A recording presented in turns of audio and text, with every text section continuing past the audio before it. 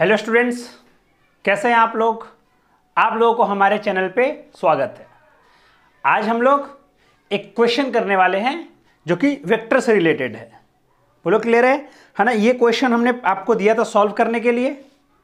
बहुत लोगों ने ट्राई करा, बहुत लोगों से नहीं भी बना, लेकिन ये सिंपल सवाल है। बोलो क्लियर है। अच्छा, इसको हमको कैसे सॉल्व करना है इसको हम लोग समझते हैं। अच्छा, एक मेरे को बात बताओ, सिंपल बात पहले बताना है, अच्छे से ढंग से सोच सोच के बताना है, ठीक है। अच्छा, वेक्टर क्वांटिटी कौन सी क्वांटिटी होती है? वेक्टर क्वांटिटी वह क्वांटिटी होती है जिसके पास मैग्नीट्यूड और डायरेक्शन दोनों होता है। बिल्कुल सही बात। अच्छा, तो मान लेते हैं कि अगर फोर्स एक वेक्टर है तो फोर्स के पास डायरेक्शन और मैग्नीट्यूड दोनों होगा। अच्छा, तो हम लोग को पता है कि इस फोर्स का अगर हमको वेक्टर फॉर्म लिखना है, सॉरी मैग्नीट्यूड लिखना है, तो ऐसे लिखाएगा और यह लिखाएगा फोर्स का डायरेक्शन। सभी लोग को याद है कि यूनिट वेक्टर किसी भी वेक्टर का डायरेक्शन को रिप्रेजेंट करता था। बोलो क्लियर है एकदम, हमने ये बात सीखा है। अच्छा, अब सवाल के अनुसार से क्या दिया हुआ है सो सुने। बोलता है express the two forces F1 and F2। F1 और F2 जो दो फोर्सेस है ना, जिसका मैग्नीट्यूड 100 न्यूटन एंड 50 न्यूटन है रिस्पेक्टिवली, तो उसको रिप्रेजेंट करना है वेक्टर फॉर्म में। अच्छा, तो अगर हम लोग यहां से एक बात देखें तो हम लोग लिख सकते हैं कि वेक्टर F1 का मैग्नीट्यूड दे दिया है 100 न्यूटन। अच्छा, और वेक्टर F2 का भी मैग्नीट्यूड दे दिया है कितना, 50 न्यूटन। अब बात है कि दोनों फोर्सेस को वेक्टर के फॉर्म में रिप्रेजेंट करना है, ये और ये। लेकिन अभी तक के कहानी में वेक्टर में अगर मेरे को रिप्रेजेंट करना है तो भाई मेरे पास डायरेक्शन नहीं है, लेकिन उसने फिगर दिया हुआ है। बोलो क्लियर है। अच्छा, तो हम इस फिगर में कुछ नामकरण कर देते हैं आपके सामने। ये पॉइंट मान लेते हैं A, ये है B और ये है C। ध्यान से देखना है, X axis, Y axis, Z axis. बोलो क्लियर एकदम। अच्छा, अगर हम देखें तो F1 फोर्स का मेरे पास डायरेक्शन नहीं है, F1 फोर्स का मेरे पास डायरेक्शन नहीं है, और ना ही मेरे पास F2 फोर्स का डायरेक्शन है। बोलो क्लियर है। लेकिन अब फिगर के अनुसार से ये बात समझ में आ रहा है कि अगर ये ओरिजिन है, अगर क्या ये तो ओरिजिन ही है, तो अगर हम सिर्फ एक बात सोचें कि A का कोऑर्डिनेट क्या होगा, पॉइंट A का कोऑर्डिनेट क्या होगा, तो कोऑर्डिनेट हम लोग कैसे लिखते हैं, X, Y, Z के फॉर्म में। बोलो क्लियर है। चलो, अब मेरे को इसका कोऑर्डिनेट लिखना है तो कैसे लिखेंगे सो सुनना। तो चलो यहां से चलते हैं, चलो अच्छे से देखना। चले इधर चले तो यहां पहुंचे, तो अभी कहां चले हैं, तो Y पे चले हैं, मतलब कि अभी तक Y में गए तो Y का कितना है, 5 मीटर। बोलो क्लियर एकदम अच्छे से, 5। उसके बाद किधर गए, तो ये डायरेक्शन Z की है तो Z में चले 3। अच्छा, उसके बाद फिर इधर आए और ये डायरेक्शन इधर X की है। बोलो क्लियर है। तो X में कितना चलना होगा, 4। तो साफ पता चल गया कि A का कोऑर्डिनेट है 4, 5, 3। उसी प्रकार से दोस्त B का कोऑर्डिनेट तुम लोग खुद लिखो तो एक बार सुनना। B का कोऑर्डिनेट के लिए बात करते हैं, है ना। चलो पहले यहां से यहां गए क्योंकि यहां पर जाना है, तो यहां से यहां गए तो अभी कहां चले हैं, Y में, तो Y में कितना चले, 5। बहुत बढ़िया बात। अच्छा, उसके बाद कहां चले, Z में, Z में कितना चले, 3। और लो जहां पहुंचना था पहुंच गए, इसका मतलब X में नहीं चले। बोलो क्लियर है। चलो, तो 0, 5, 3। उसी प्रकार से C का कोऑर्डिनेट बोलना, यहां पर दिखा रहे वहां पर लिख दे रहे, सुनना। यहां से पहले यहां चले तो Y में चले, तो Y में अभी तक चले हैं कितना, 5। अब सुनना, और यहां से यहां आ गए और इधर कौन है, तो X है, तो X है भाई, तो X में चले 4 और Z में चले 0, क्योंकि यहां पर तो पहुंच गए। तो भाई कोऑर्डिनेट हो गया 4, 5, 0। बोलो क्लियर है। अच्छा, उस हिसाब से अगर हम लोग OA का पोजीशन वेक्टर, A का पोजीशन वेक्टर निकाल लें तो उसको A वेक्टर लिखेंगे। तो बोलो OA वेक्टर कितना लिखा जाएगा, तो कुछ नहीं करना है, 4i 5j 3k, ये सब जब वेक्टर पढ़ रहे थे तो हम सिखाए थे। अच्छा, उसी प्रकार से OB कितना है, सुनना, आई लिखा, अच्छा लो ना भाई, 0i cap 5j cap 3k cap. अच्छा, OC वेक्टर बोलना, OC वेक्टर क्या लिखेंगे, 4i cap 5j cap 0k cap. बोलो क्लियर है। अच्छा, अब ये सुनना, OA वेक्टर तो आ गया।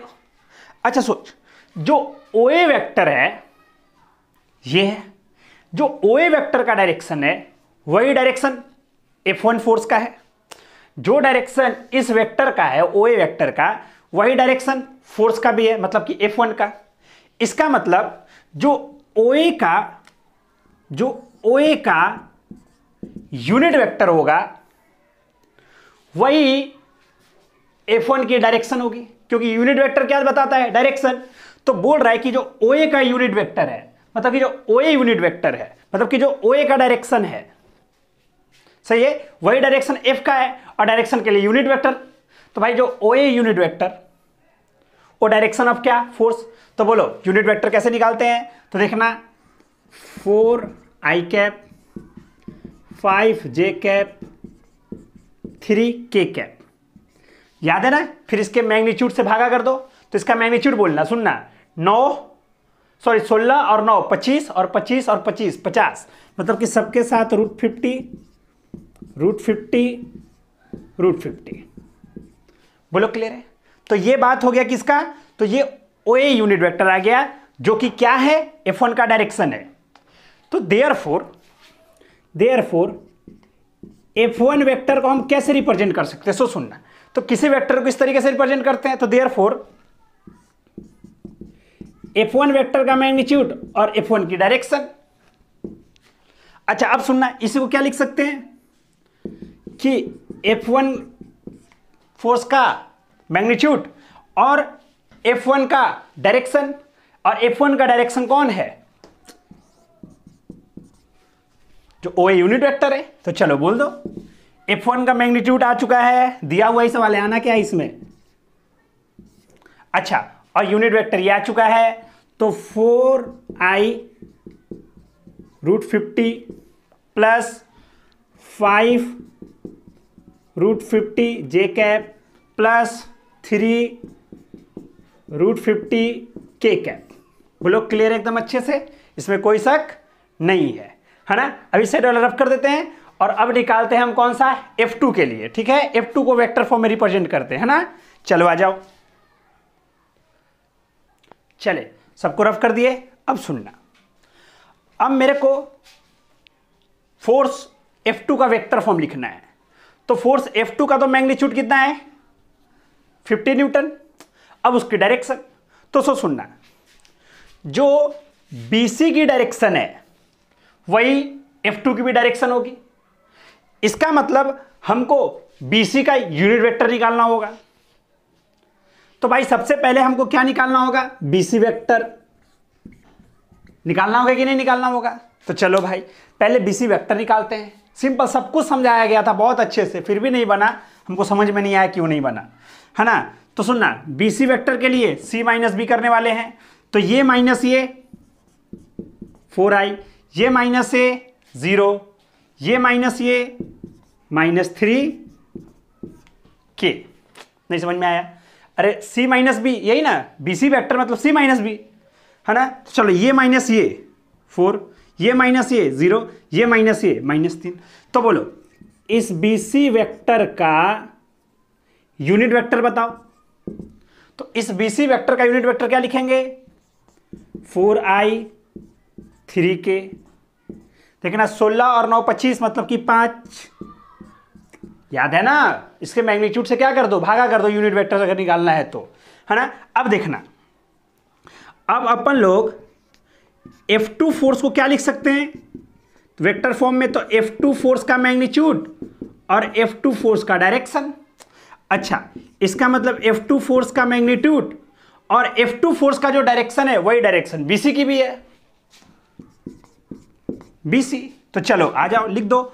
F2 फोर्स कितना हो गया भाई? F2 फोर्स का मैग्नीट्यूड 50 और BC यू का unit vector BC 5I 3K।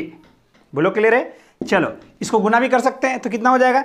10 40I 5 है ना यहाँ पर, और यहाँ से 10 तो 30K। बोलो क्लियर है? तो ये F1 और F2 का वेक्टर फॉर्म हो गया। बोलो क्लियर है? इतना लंबा प्रोसीजर करा है, लेकिन इतना लंबा करना नहीं है, खाली दिमाग से काम करना है। बोलो क्लियर है एकदम अच्छे से? चलो, है ना? आ जाओ। तो एक सिंपल टाइप का सवाल हुआ। अब ऐसे ऐसे सवाल हम 2-3 और सेंड कर दिया करेंगे, है ना? आप लोग करते रहिएगा, ठीक है? चलो फिर, है ना? अगर वीडियो अच्छा लग रहा है तो ज़्यादा से ज़्यादा शेयर करें, है ना? जितना ज़्यादा से ज़्यादा आप लोग शेयर करें, और हमारे ऐप को भी आप लोग डाउनलोड कर सकते हैं। हमारा ऐप जो है वह है टेक ग्रीन क्लासेस। यहां पर BC ECE लेटरल एंट्री का क्लास कंटिन्यू चल रहा है। बोलो क्लियर है? तो आप लोग एडमिशन ले सकते हैं, है ना? Thank you very much.